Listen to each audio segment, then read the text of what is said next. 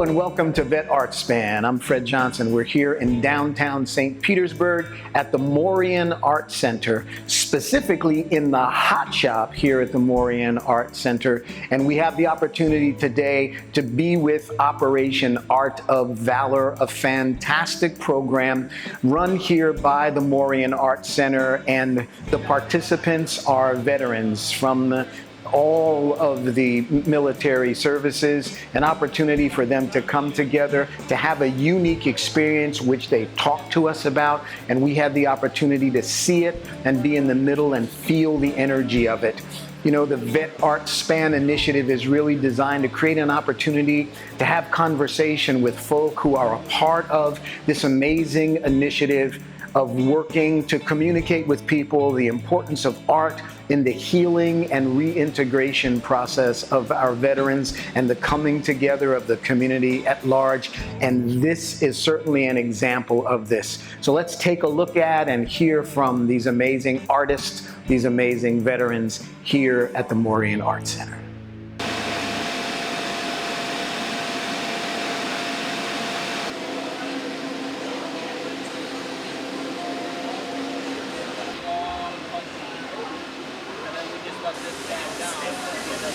It's kind of that organized chaos. We all knew our role beginning. We kind of talked about it. We had the concept that we all kind of came up with over this past weekend at the last conference of, hey, what if we do this? And the next guy was like, well, what if we make it a totem pole? And we're like, yeah. So, and then it's like, hey, let's get the 5 faces for the branches of the military. And then it was just, okay, hey, you're going to be doing this, you're going to be doing this. And we all knew our roles, but it was like still working for that end goal, working together. We knew exactly what we needed to do to accomplish the mission.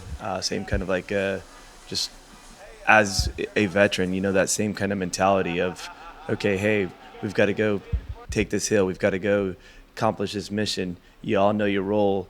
And it's like, okay, hey, you stick to that role and you're like, okay, you do it and you accomplish the mission. So I think it's that same kind of mentality where we're working together. You know your own role, and it's like organized chaos out there because there was about 6 people on the floor moving with, 2,000 degree glass. So you're like, hey, coming back behind you, but still communicating with everybody and saying, hey, behind you, hey, I'm going to the Marver, and we all know exactly where that's at. So we know where he's going. So we know we're not going to get hit in the back with that, hot glass or burned or something like that.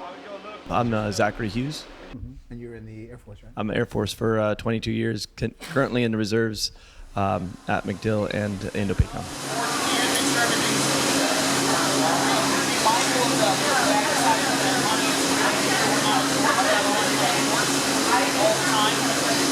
Chris Stowe, I'm a retired Marine, 24 years, bomb squad. And for me, it's about the collaboration between military and veterans and the civilian artist population. So it's about playing jazz on the floor, and you know a little bit about jazz, right? So I think we say it all the time, like, all right, what are we going to do? Well, let's play a little jazz, So it's going to be having a conversation about the intent of what we want to do. It's about talking to folks that have been in and around the military but necessarily haven't served, which that doesn't matter, right? So the biggest conversation for me, the conversation starter when we talk with artists and we talk with veterans, is the veteran and military community doesn't have the lock on trauma, right? So it's bad things happen to people all the time. It doesn't matter whether you're in the service or not. And this is it's a campfire conversation, literally a campfire conversation. It's disarming. It's very centering and focusing. By having 2,000 degrees of glass on the end of a pipe, I don't think anybody's thinking about what happened yesterday or what's going to happen tomorrow. We're talking about right now. We're doing right now. And right now is a very freeing place to be. When you're coming from structure and you're coming from an environment where everything has got to be like this, and this, and this, it's good for a concept. Doesn't necessarily play out all that every time on the floor, on the hot shop. And that's where magic happens. That's where conversations happen on the fly. And it's immediate trust. It's immediate confidence in the abilities of the others that are around you. It's disparate physical abilities and cognitive abilities kind of all coming together. Like, we know, like, Andy can't hear, so I got to yell, so he can hear me. Or like, maybe there's a day where I don't want somebody to touch me, so I'm like, hey, just don't touch me today, kind of thing. Just get my attention some other way. But it's about communication. It's about that process all the way through.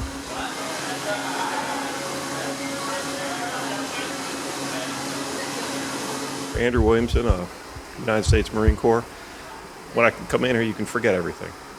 You can forget what's good, what's bad, whatever's going on in the world. You're focused on the glass. But we're also focused on each other. You're in the moment. You can forget other things. You don't realize what you're forgetting sometimes. All of a sudden, I leave here at the end of the day, whether it's help with a demonstration. I may not even make anything, but if I'm helping somebody else make something, it's part of a team, and it's calming.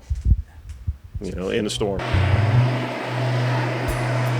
When I first started doing this and Matt told me about the program, I was like, okay, cool. And as I was working on Sundays, I was like, hey, would it be cool to do this project? And I mentioned it to Matt, and he lit up with it, and you could tell that it was just like, yeah, let's make this happen. And so Andy and I rehearsed this face, probably 3 or 4 weeks before we got the shape right and whatnot, and doing the different techniques of the lip wrap and stuff like that. But what it was a POW MIA vase, and so it's a black vase. It's got the emblem etched in it. All around it, it says "Remember," and then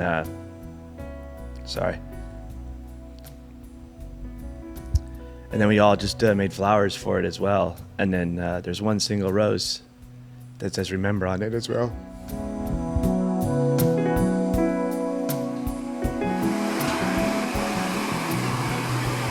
Jimmy Melvin, I'm Air Force. On the group projects, you just don't want to let anybody down. So, I feel bad when I do, if I do. It's all good. No, so it's technical skills wise, I'm one of the newer folks. So when it comes to the group things, I feel like I'm just kind of hitting clean up on the smaller items, which I'm fine with because I don't want to mess anything up. So if it's my own personal product, if I mess it up, okay, it's on me, But like the military aspect, take the hill and all, So I was like, it's one of those things, part of the team. You don't want to let the team down, and so that's nice. So when a big group project comes together, it feels really good. For me, it's just a place to come, and it's a completely different atmosphere. It's again, I said earlier, I'm not creative, but when I'm here, you kind of get creative, and I'm using more scrap and kind of thinking about different things and different aspects. But it's just, it's just kind of, and it's also too, when new people come in, it's kind of listen to them and kind of just see where they're coming from and where they've been, and you watch them do their first piece and the excitement from creating that, and they're like, you're right, it's not as easy as it looks. It is much harder, and they have a whole different respect when they do that. And a lot of them, like, they can't stay away. They want to be here 8, 9, 10 hours a day, or they want to come in at night, or they want to do whatever. I get a lot of satisfaction when I see that the work has become emotional, that the work has become heady, or that work is coming from the heart. For me, a lot of that art comes from, it's going to either come from your head, it's going to come from your heart, or it's going to come from your gut. Yeah. And if you can bring all that together, and I think that's what these guys can do, is they can bring all that together and then kind of express that. And sometimes it doesn't have to make it. Like, if it hits the floor, it hits the floor. It's the act of making and the act of working together that makes it important. And that's what I feel is my role in this whole thing. Art is healing, and that's it. That's all there is to it. Doesn't matter how you approach it, you're healing something inside of you. If it's not inside of you, it's inside someone else. Everybody on this planet is swimming to the same shore, or rowing to the same shore. And if we're not rowing to the same shore, the boat's going to sink. Like, and that sounds kitschy and cliche, but it's the reality of it. And when I can get an artist that's never served before in the same room with a 24-year combat veteran that's got multiple kinds of things going on, but guess what? That artist has had all kinds of things going on in their life too. You understand there's a common denominator, and it's going to be this product that we're doing, or this exercise that we're doing, or this action that we're doing, and the conversations that are had just in that process, because glass blowing, because of its inherent centering and grounding nature of 2100 degrees on the end of a pipe, it's disarming. and the next thing you know, you're just having a regular plain language conversation with people that are in your community.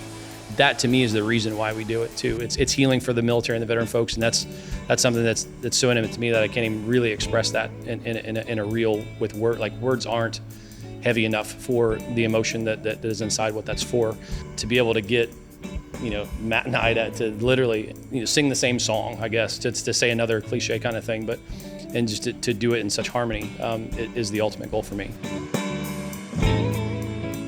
So there you have it, an amazing day here at the Morean Art Center. This is VetArtSpan, and this is what this is really all about, having the opportunity to listen to veterans, to listen to community artists, to have the experience of understanding how we can come together so that the whole community is enriched and our veterans are appreciated and understood and supported. I'm Fred Johnson. Till next time, take care.